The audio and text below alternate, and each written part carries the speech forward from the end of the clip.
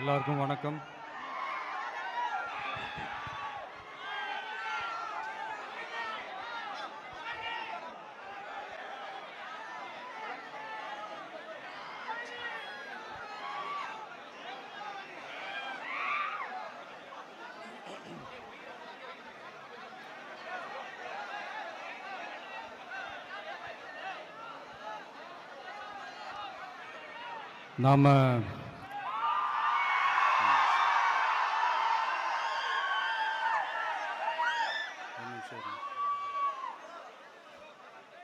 நாம அரசியலுக்கு வந்ததிலிருந்தே நம்மளை பற்றி நிறையா சில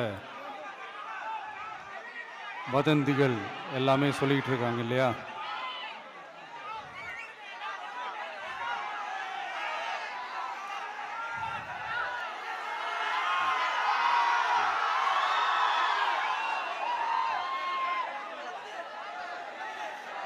ஒரு சின்ன விஷயம் நான் சொல்லிட்டு போயிடுறேன், கொஞ்சம் சைலண்ட்டாக இருங்க ப்ளீஸ்.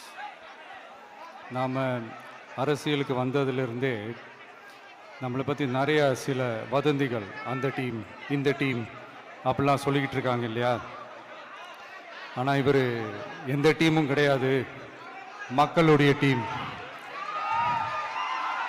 பீப்புள்ஸ் டீம் அப்படின்னு எல்லாருக்கும் தெரிஞ்சதுக்கப்புறம் வேற என்ன அவதூறு பரப்பலாம் இவர் மேலே அப்படின்ட்டு ட்ரை பண்ணி எல்லாமே அவங்களுக்கு ஒர்க் அவுட் ஆகலை. ஸோ கடைசியில் என்ன தான் இந்த விஜயை பண்ணலாம் அப்படின்னு நினைக்கும் போது தான் இந்த கூட்டணி அந்த கூட்டணிலாம் சேர போகிறாரு அப்படின்ட்டு ஒரு பொய்யான ஒரு பிரச்சாரத்தை பண்ணிக்கிட்டு இருந்தாங்க. இந்த நியூஸ் எல்லாம் கேட்டு நீங்கள் கொஞ்சம் கன்ஃபியூஸ் ஆகிருப்பீங்க. அதனால் இங்கே மறுபடியும் ஓப்பனாக தெளிவாக ஒரு விஷயத்தை நான் சொல்கிறேன். நாங்கள் எப்பவுமே மதச்சார்பற்ற கொள்கைன்றதில், அந்த ஸ்டாண்ட்லேயோ, மதச்சார்பற்ற சமூக நீதின்ற அந்த நிலைப்பாட்டிலையோ எப்பவுமே சமரசம் வச்சுக்கவே மாட்டோம். நம்மளுடைய தலைமையில தான் ஆட்சி அப்படின்றதுல எப்பவுமே உறுதியாக இருக்கிறோம். நம்மளுடைய முதல் மாநாட்டில் கூட நான் சொன்ன மாதிரி அரசியலில் யாருக்காகவும் எதுக்காகவும் எந்த விதமான ஒரு சமரசமும் நாங்கள் வச்சுக்க போகிறதே எல்லாம் அந்த பேச்சுவார்த்தையே கிடையாது. சரிங்களா?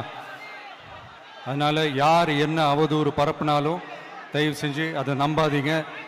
எல்லாம் வல்ல இறைவனின் அருளால் நாம நினைச்ச டார்கெட்டை நம்மளால நிச்சயமா அடைய முடியும்.